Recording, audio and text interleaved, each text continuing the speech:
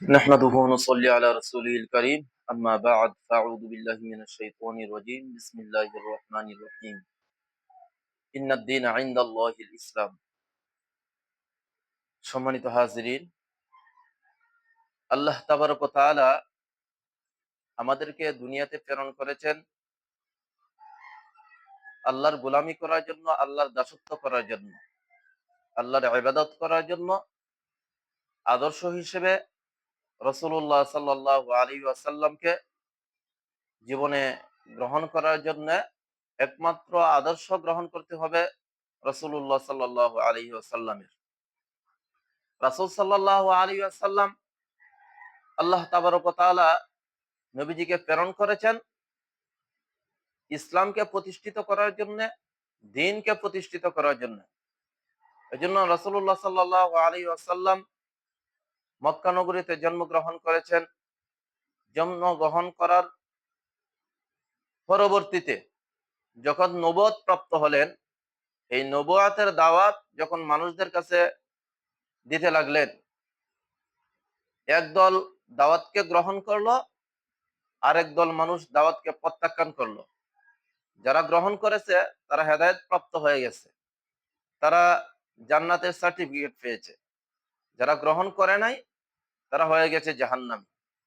এই দাওয়াত যখন আবু জাহালের কাছে রাসূলুল্লাহ সাল্লাল্লাহু আলাইহি ওয়াসাল্লাম নিয়ে গেলেন, আবু জাহালকে বললেন, লা ইলাহা ইল্লাল্লাহ, আল্লাহ ছাড়া কোনো মাবুদ নাই, আল্লাহ ছাড়া কোনো বিধানদাতা নাই, আল্লাহ ছাড়া কোনো আইনদাতা নাই, এবং হযরত মুহাম্মদ সাল্লাল্লাহু আলাইহি ওয়াসাল্লামকে আল্লাহ তাআলার বান্দা ও রাসূল হিসেবে মেনে নিতে হবে।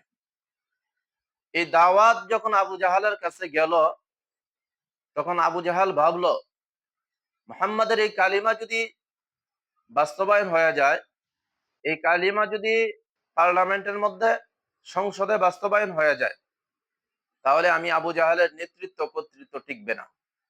যার কারণেই আবু জাহাল দাওয়াতকে গ্রহণ করতে পারে নাই, হেদায়েত প্রাপ্ত হতে পারে নাই। একটাই তার লোভ ছিল, নেতৃত্ব এবং কর্তৃত্ব।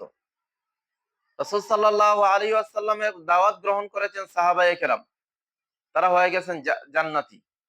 এজন্য সম্মানিত হাজিরিন, রাসূলুল্লাহ সাল্লাল্লাহু আলাইহি ওয়াসাল্লাম যে ওনার গোটা জিন্দেগিটা শুধু নামাজের ক্ষেত্রে সীমাবদ্ধ রাখেন নাই, শুধু যাকাতের ক্ষেত্রে সীমাবদ্ধ রাখেন নাই, শুধু হজের ক্ষেত্রে সীমাবদ্ধ রাখেন নাই, বরঞ্চ দেখা গেছে এই দ্বীন প্রতিষ্ঠিত করার জন্য রাসূলুল্লাহ সাল্লাল্লাহু আলাইহি ওয়াসাল্লামকে পাথরের আঘাত খেতে হয়েছে। যেই শরীর মুবারকের মধ্যে মশা মাছি পোকামাকড় বসা হারাম ছিল, এই পবিত্র দেহটাকে কত বিক্ষত হতে হয়েছে। একটাই কারণ, সেই কারণটা হচ্ছে এই পৃথিবীতে দ্বীনকে বিজয়ী করার জন্য, দ্বীনকে প্রতিষ্ঠিত করার জন্য। এজন্য আল্লাহ পাক রব্বুল আলামিন কোরআনে কারীমের মধ্যে বলেন, আন আকিমুদ্দীন ওয়া লা তাতাফাররাকু। এই আয়াতের মধ্যে দ্বীন সম্পর্কে আল্লাহ তাবারক ওয়া তাআলা বলেন দ্বীন প্রতিষ্ঠিত করার জন্য। এজন্য কোরআনে কারীমের মধ্যে নামাজের কথাও আসছে, যাকাতের কথাও আসছে। নামাজ সম্পর্কে আল্লাহ বলেন, আকিমুস সালাহ, তোমরা কি করো? নামাজ কায়েম করো। অন্য আয়াতের মধ্যে আল্লাহ বলেন, আকিমুদ্দীন, দ্বীন কায়েম করো। তাহলে বোঝা গেল কোরআনে কারীমের যতগুলি আয়াত আছে, প্রত্যেকটা আয়াতকে আমার জীবনের মধ্যে পূর্ণাঙ্গ অবস্থায়, পরিপূর্ণ রূপে প্রত্যেকটা আয়াতকে আমার ইয়াকিন দিয়ে বিশ্বাস করতে হবে এবং মানতে হবে এবং এর উপরে আমল করতে হবে। শুধু নামাজ পড়লাম, দ্বীন প্রতিষ্ঠিত করলাম না, তাহলে কি আমার দায়িত্বটুকু পুরোপুরিভাবে আদায় হয়ে যাবে? রাসূল সাল্লাল্লাহু আলাইহি ওয়াসাল্লাম কি শুধু নামাজ পড়েছেন? রাসূল সাল্লাল্লাহু আলাইহি ওয়াসাল্লাম কি শুধু যাকাত দিয়েছেন? রাসূলুল্লাহ সাল্লাল্লাহু আলাইহি ওয়াসাল্লাম কি শুধু হজ করেছেন? উনি গোটা জিন্দেগিটার মধ্যেই ইসলাম যে একটা পূর্ণাঙ্গ জীবন ব্যবস্থা, সেটা বাস্তবায়ন করে গেছেন। এবং এই দ্বীন প্রতিষ্ঠিত করার জন্য রাসূল সাল্লাল্লাহু আলাইহি ওয়াসাল্লাম ৭৩টি যুদ্ধের মধ্যে ২৭টি যুদ্ধের সেনাপতির দায়িত্ব পালন করেছেন।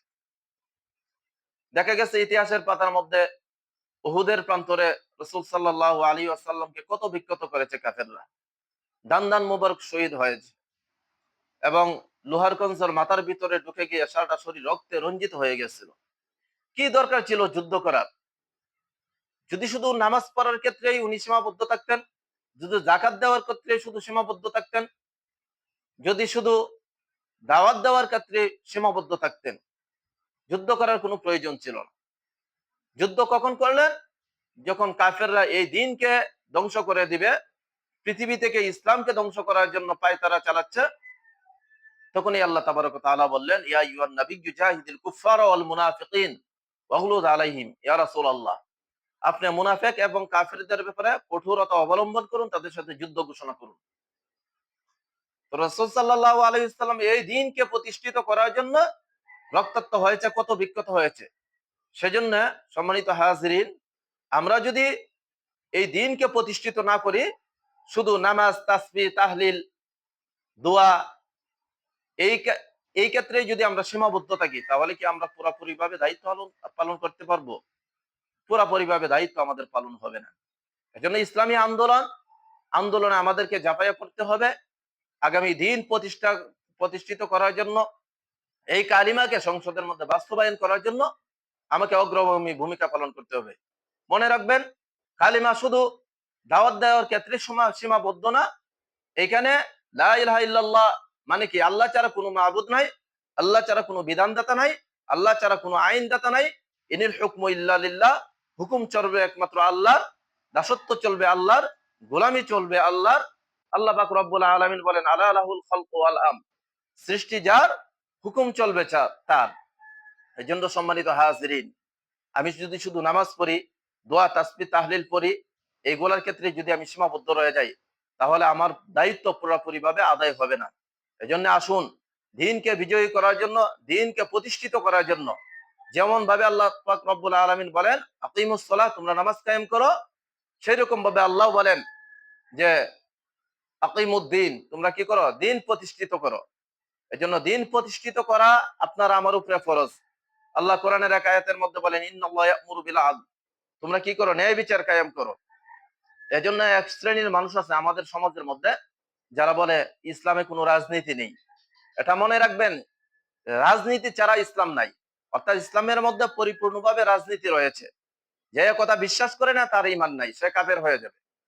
এজন্য দিন প্রতিষ্ঠিত করার জন্য রাসূল এবং সাহাবায়ে কেরাম অগ্রগামী ভূমিকা রেখে গেছেন। আমাদেরকেও এই দিন প্রতিষ্ঠিত করা ফরজ। সেই হিসেবে দিন যদি প্রতিষ্ঠিত হয়ে যায়, তাহলে এ দেশের মধ্যে অন্যায় থাকবে না, সন্ত্রাস থাকবে না, দুর্নীতি থাকবে না, দর্শন থাকবে না। সবগুলা এভরিথিং, যত অন্যায় কাজ আছে, প্রত্যেকটা অন্যায় কাজ বন্ধ হয়ে যাবে। যে দেশের সমাজের মধ্যে থাকবে একটি ন্যায় এবং ইনসাফ ভিত্তিক সমাজ ব্যবস্থা, এই ন্যায় এবং ইনসাফ ভিত্তিক সমাজ ব্যবস্থা প্রতিষ্ঠিত করার জন্য আপনাকে আমাকে দিন কায়েম করতে হবে। এজন্য এরকম একটা সমাজ ব্যবস্থা কায়েম করতে হবে, যেই সমাজ ব্যবস্থার মধ্যে দুর্নীতি থাকবে না, চাঁদাবাজি থাকবে না, টেন্ডারবাজি থাকবে না, দর্শন থাকবে না, ইফতিজিং থাকবে না। সেই সমাজ ব্যবস্থার মধ্যে, অর্থনৈতিক অবস্থানের মধ্যে কেউ অন্যায়ভাবে চিন্তাই করার কোনো সাহস পাবে না। সুন্দরী রমণী নির্জন রাস্তা দিয়ে বের হবে, বুরকা পরে, পর্দা অবস্থায়, কোনো কুলাঙ্গার তার দিকে চোখ তোলার সাহস পাবে না। শর্ত হচ্ছে একটা, দিন কায়েম করতে হবে, কোরআনের শাসন কায়েম করতে হবে, ইসলামকে প্রতিষ্ঠিত করতে হবে। আসুন আমরা আমাদের দায়িত্বটুকু আদায় করি। ওয়া আখিরি দাওয়ানা আলহামদুলিল্লাহি রাব্বিল আলামিন।